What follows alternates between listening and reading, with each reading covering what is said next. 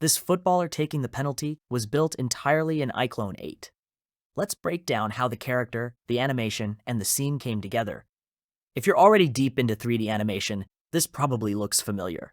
Motion clips, crowd systems, mocap, you've heard the terms. I'm going to break down exactly how this scene was built in iClone 8. And even if you know your way around this software, I promise there's at least one trick in here you haven't tried yet. Let's start with the character taking the shot. Hitting play, you can see the base movement, the run-up, the plant step, and the strike, all driven by the animation we've applied in iClone. You'll notice this isn't a single animation, it's actually multiple motion clips layered and mixed together. When you overlap clips like this in iClone 8, it automatically blends the transition between them, smoothing out the motion so there's no abrupt snap from one movement to the next. We can also create idle motion using the mask property.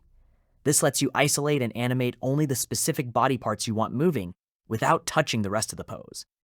Click the preview eye, hit record, and that motion gets applied directly onto the existing timeline.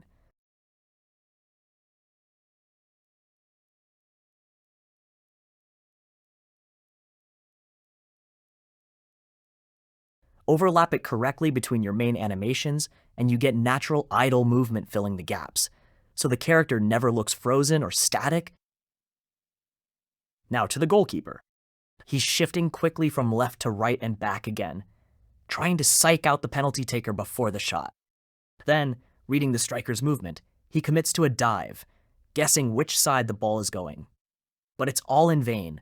The ball slips just beneath his outstretched hand as he dives, and it's a perfect goal. For the goalkeeper too, we've used multiple motion files, shifting him left and right, and then, timed to when the ball approaches, we've layered in the diving motion. Now let's talk about the ball itself. Unlike the character animations, this is hand-keyed. We've manually placed keyframes to control exactly how the ball moves as the shot is taken. To make that motion feel natural rather than mechanical, we use transition keys. Right-click on any key, and you'll get options to choose the right easing for that specific movement, whether you want it to start slow and accelerate, or ease into a stop. Getting this right is what sells the physics of the shot, the curve, the speed, and that final dip past the goalkeeper's hand.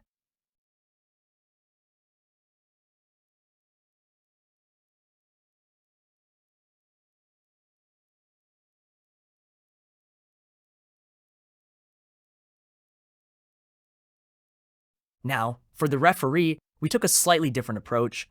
We used a plugin called Video Mocap. This is a huge time saver, because instead of hand animating or hunting for a pre-made motion clip, it lets you generate quality motion capture data directly from a video. You simply feed it footage of the movement you want.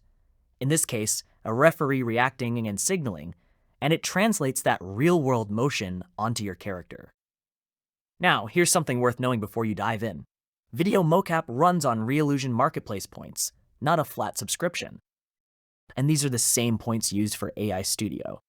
So if you're using both tools, you'll want to plan your usage accordingly, rather than burning through your points on one and running short on the other. For the referee's idle motion, we went back to the motion puppet tool, the same technique from earlier, and overlapped it with the existing clips to create a smooth transition, so his idle movement blends naturally into the rest of his animation. For the audience, you've got two routes. The fast way is crowd generation, using create scatter, then generate crowd, which populates the stands automatically. Let's walk through the crowd generation workflow step by step. First, select your formation. Then use pick object and select the gallery rows. These act as the reference surface that iClone uses to scatter your crowd across. Once that's set, adjust the X and Y amount. These values control the density and spread of your audience, so you can fill the stands as tightly or as sparsely as you like. Next, head into the actor pool and add the characters you want populating the crowd. From there, open IMD, the instance motion director, and assign your animation clips to those actors. Hit deploy actors. Once your actors are deployed, hit play on motion director from the toolbar. One quick but important note here. Take your time adjusting the density and feature settings before you deploy your crowd.